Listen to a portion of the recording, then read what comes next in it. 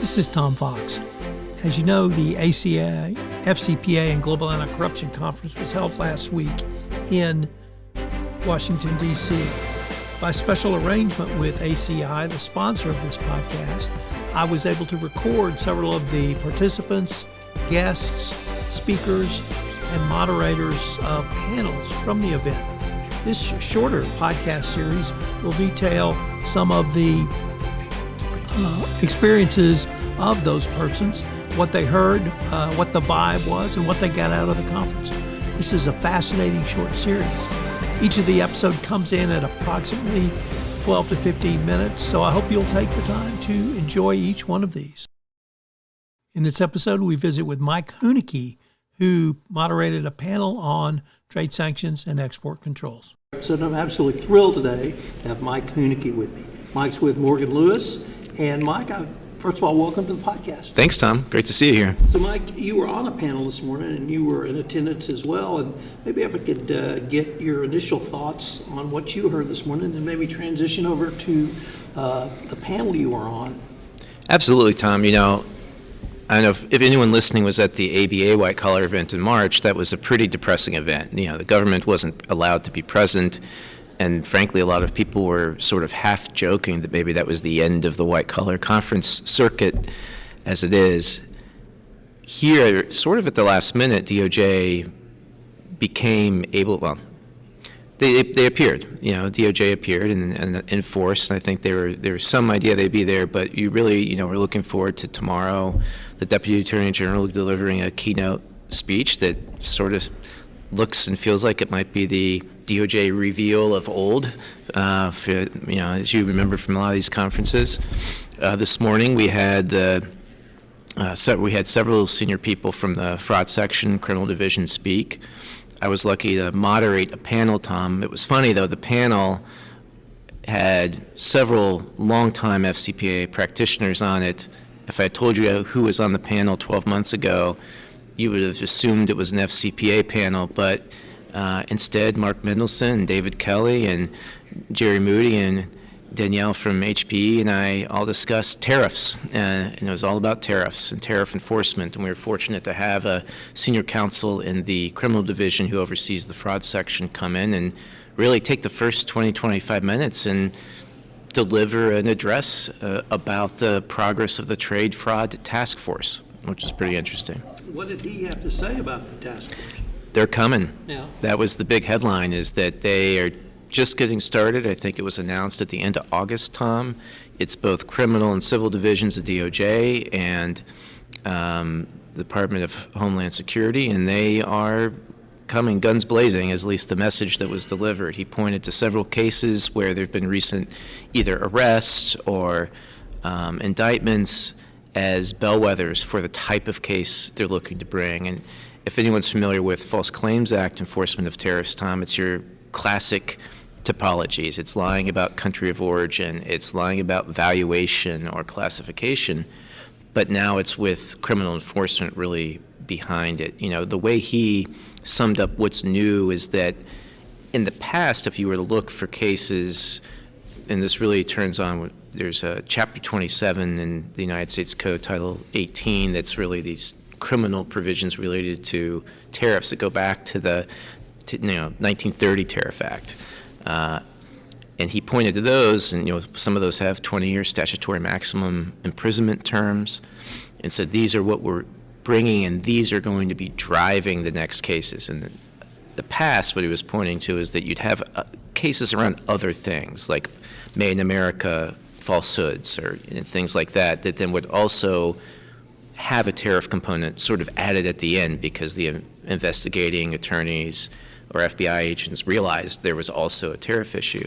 But he's like, that's going to be driving everything going forward, that there will be cases where that was the priority to begin with.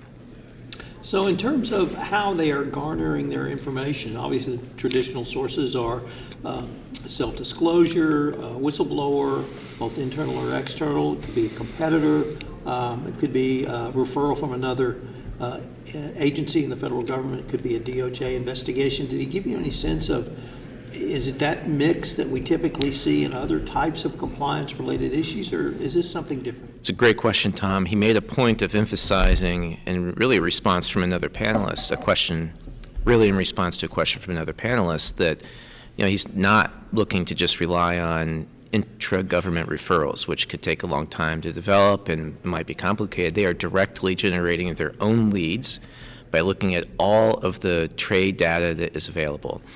Ships, planes, declarations to the United States authorities on import or export, and they are mining the data directly themselves to generate leads. And so this was particularly interesting to me because he was describing things like, we look and see what were people disclosing as the value of the item and its origin before Liberation Day and after Liberation Day. And if that changed, they might ask people questions about, did it really change, or did you just change what you put on the form? There's very much an emphasis in what he's talking about and the announcement that came out in August of the creation of this task force about substance over form, which is something you and I have talked about before and is a classic kind of issue in the anti-corruption space as well. The objective of these laws is not just to see who can hire the best Hong Kong accountant and fill out the form correctly. It's what's actually happening on the ground that's going to be the focus. I have to say I'm a little surprised you mentioned the legacy laws that go back on tariffs and tariff enforcement so that you can have a very severe penalty. Typically in tariffs, I don't think we've seen criminal sanctions against individuals. In your world of export control, trade sanctions, economic sanctions, in my world of anti-bribery and anti-corruption, we've certainly seen criminal actions. But is this something new that your clients are really going to need to be educated on, or is the word out? I think everyone's going to need to be educated on this, and that's part of Cody Hirsch's message coming from the criminal division, was to contribute to that education. From his perspective, they've been making press releases, they've been finalizing cases that were brought even before the task force started. He said at the panel today, when he went back and tried to research how many times have these criminal statutes been used really to drive criminal enforcement, he said it's hard to find any real cases. Typically, this is something dealt with through administrative penalties from Customs and Border Protection, or maybe civil False Claims Act enforcement. Bringing to bear really the full white-collar criminal toolkit is a new development. And what it means to me, Tom, is that companies who want to try to stay ahead of that are going to have to think like they did at the beginning of the FCPA or the beginning of any type of new focus area for DOJ. Anytime that comes up, is where are the people who are on the front lines, and are they getting the training so that they have the right mindset and they can spot issues before they become real problems. And so many companies, Tom, from a tariff perspective, this is an operational function. There are thousands of things leaving and coming, and you need people who almost instinctively know the HTS, the Harmonized Tariff Schedule codes, and how to calculate the duties. And now those people also have to be thinking not just how to get the thing off the ship and on the truck, but is there something about what I'm seeing that the government 2 years from now, 5 years from now is going to say, that was a red flag that you were aware of. These things turn on knowledge, just like a lot of other statutes, Tom, and you didn't do anything about it. And that's a real challenge for people. When I first started thinking about tariff enforcement, I originally thought, well, this is different than the FCPA, or perhaps your purview of trade sanctions and export control, because it's almost an affirmative act to do something. And a tariff is obviously paying something on something that's imported, and you're doing something, but you're putting in incorrect information. In your mind, does that really differentiate FCPA, export control, and tariffs? Or can the same compliance framework that you and I have been talking about in our respective areas work in the tariff area? Starting at the end there, Tom, I think that framework has to work, because otherwise this is such an insurmountable problem for companies to get their arms around. If they try to zero risk this, they'll be spending years just looking at one day's worth of transactions. And so feedback that the government got today, although they weren't authorized to speak to it, was, hey, something like a resource guide, something like, expectations for tariff compliance specifically, more specific than just the general corporate enforcement guidelines, right, could actually be really helpful, because it's something they're affirmatively doing every day for a lot of legitimate reasons. If you talk about agents paying bribes, big companies who had big problems had like a couple hundred of them, maybe 1,000 of them at the extreme. You're talking about just global trade now. So, the challenge for companies too is they want to find tools to automate some of this stuff, and it's hard because it's not helpful if someone uses a tool to tell you, great, you only have to look at 9,000 transactions this week, right? And so it's, comes back again to me, Tom, to the concept of finding those objective frameworks within which you make consistent subjective judgments, or at least consistent in terms of what factors you're looking at. And that's the type of thing that helps defend you and your company against allegations by the government that you're acting knowingly, or even worse, willfully, knowing that what you're doing is illegal. And that way you get protection against kind of what looks like ad hoc decision making that people will assume was biased in some way or deliberate in some way. Let me ask you almost a vibe question, because what does it say when Mark Mendelson, is it David Kelly? Mm-hmm. Yes. Are on a panel talking about tariffs? Doesn't that in and of itself communicate something, or is the audience they're in front of makes perfect sense? Well, Tom, it's a preview for the first annual ACI Trade Fraud Task Force Conference. It'll be next year. Okay. We actually joked on the panel that now we know who the keynote speaker will be. It'll be Cody, and we covered some of the topics for the agenda. I think it says a lot. And look, at a core level, people like those guys, people like us, were really solving corporate white-collar problems. And if you go back to the classic work by Sutherland I think in the 70s when he wrote his book on, basically like why people do this thing. How do well-meaning people somehow work within an organization to collectively do horrible things? It comes back to that fraud triangle concept. And although Sutherland never used the phrase fraud triangle, he's often given credit for the conception of it, right?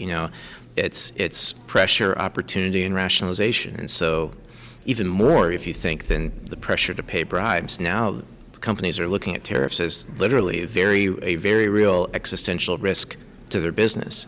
There's huge pressure. And then when you have every middleman in Dubai coming to you and saying, I have your solution, you just lie, or you just use a different code, people are going to be tempted, and then they're going to kind of rationalize that. Well, I was just trying to protect the company, or I had no choice. But at the end, these are all national security laws, Tom, and when you come back to national security, if you want to really anticipate what the government's going to think, you have to realize the objective is not just to create more paper. It's not just to reward accountants and lawyers. It's to stop the conduct that they want to stop. And so, people who just paper over what's really happening on the ground need to be careful. A big difference, Tom, with the FCPA is a lot of times, as you know well, people do a really good job of hiding the payment, right, or the money flow, or it's cash in a briefcase or something like that. Global trade, it's all there. All the data is there. And there may be a shadow fleet, of Russian tankers, but even there's people who've found creative solutions about what data is missing and when it's missing to still basically triangulate what's happening there. And so all this data is at the government's fingertips, and they have the tools, even with a small number of people, to deal with it. Let's turn to maybe more of your thoughts on the conference. This is, for me, a very unique conference. Number one, it's always held at the end of the year, first week after Thanksgiving. It's the last big conference of the year, but centered in D.C. and up until a few years ago, I think it was the ACI-FCPA conference, now FCPA, Global Anti-Corruption Conference. But it brings together a lot of lawyers, and a time for reflection, a time for looking back, maybe a time for looking forward as well. Did you get that feeling or sense, at least on day one? Absolutely. I think it is a community. It's an interesting community to me, Tom, because I think going back to the days of decades ago when criminal law, even for corporations, was done by small shops. You had these boutiques in D.C. and other places with 1, 2, 3 attorneys who were just the guys who typically had worked Watergate. And so, the big firms didn't feel that was appropriate for them to get in that space. And I think, obviously the big firms got into that space, now probably a couple decades ago. but you still have this community to it. There's a sense of, there's a shared sense of value in trusting each other. And whether you're on the government or whether you're on the defense side, often there's people who've done both or who may do the other one at some point soon in the future. You have to be an honest broker.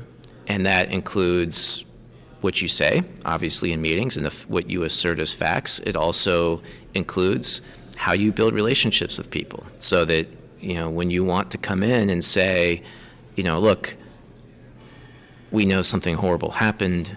We are going to own it. Here's what we're doing. Trust us. We got this. They need to actually trust you, the lawyer, as you're delivering that message. And so an event like this, I think, is invaluable to build those relationships, but also it's nice to really celebrate them. I think people are happy to come together.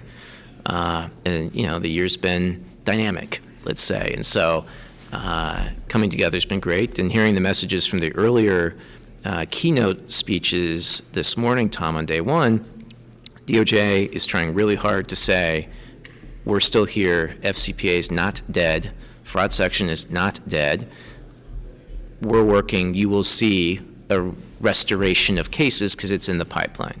So obviously wait and see what happens, but I think that also to the community was reassuring.